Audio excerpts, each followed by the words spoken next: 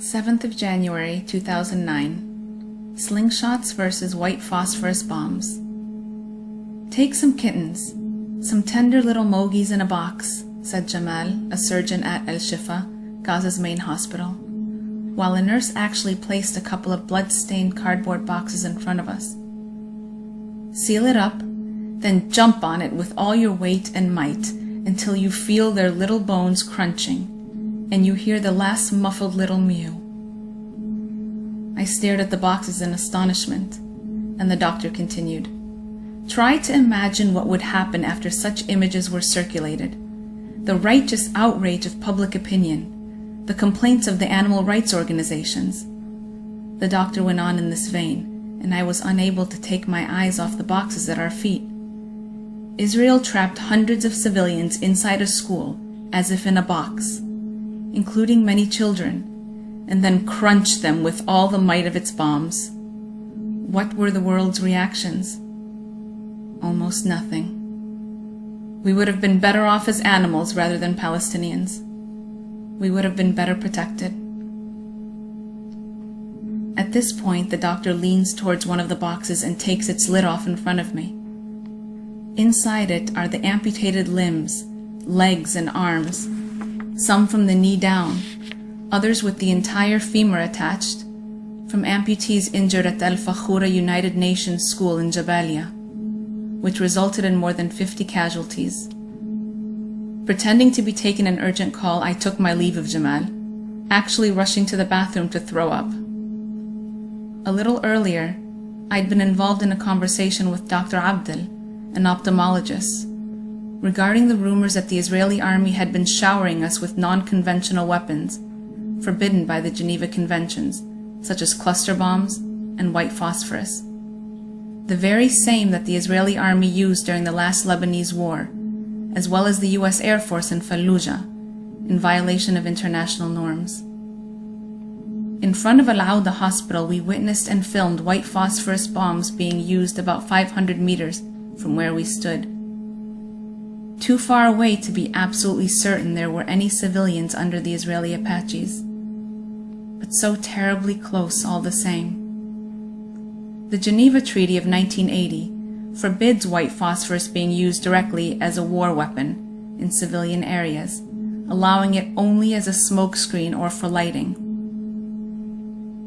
There's no doubt that using this weapon in Gaza, a strip of land concentrating the highest population rate in the world, is a crime all on its own. Dr. Abdel told me that at Al-Shifa Hospital, they don't have the medical and military competence to say for sure whether the wounds they examined on certain corpses were indeed caused by illegal weapons. But he gave his word that, in 20 years on the job, he had never seen casualties like these that were now being carried into the ward. He told me about the traumas to the skull, with fractures to the vomer bone, the jaw, the cheekbones, the tear ducts, the nasal and palatine bones, all showing signs of the collision of an immense force against the victim's face.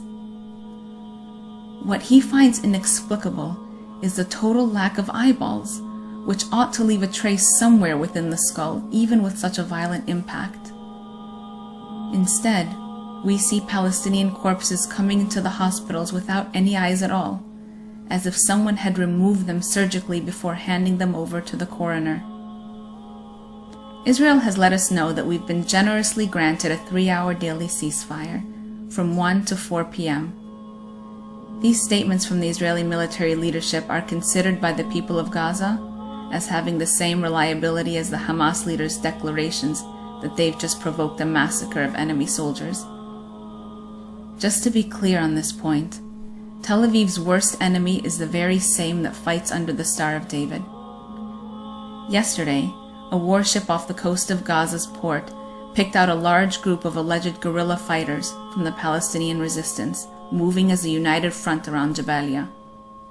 They shot their cannons at them, but as it turned out, they were their own fellow soldiers, with the shooting resulting in 3 being killed and about 20 injured. No one here believes in the ceasefires that Israel calls, and as it happens, today at 2 p.m., Rafah was under attack by Israeli helicopters. there was also yet another massacre of children in Jabalia. 3 little sisters, aged 2, 4, and 6, from the Abd Rabbu family were slaughtered. Just half an hour earlier in Jabalia, once again the Red Crescent Hospital's ambulances were under attack. Eva and Alberto, my ISM companions, were on board that ambulance and managed to film everything, passing those videos and photos on to all the major media. Hassan was kneecapped, fresh from mourning the death of his friend Arif, a paramedic who was killed 2 days ago as he was going in aid of the injured in Gaza City. They had stopped to pick up the body of a man languishing in the middle of the road when they were showered by about 10 shots from an Israeli sniper. 1 bullet hit Hassan in the knee, and the ambulance was filled with holes. Traveling towards Al-Quds Hospital, where I'll be working all night on the ambulances, I raced along on board one of the very few fearless taxi drivers left, zigzagging to avoid the bombs, and on the corner of one street, I saw a group of dirty street urchins in tattered clothes, looking exactly like the Shusha kids of the Italian post-war period. They threw stones towards the sky with slingshots, at a remote and unreachable enemy toying with their lives. This is a crazy metaphor, which could serve as a snapshot of the absurdity of this place at the moment. Stay human.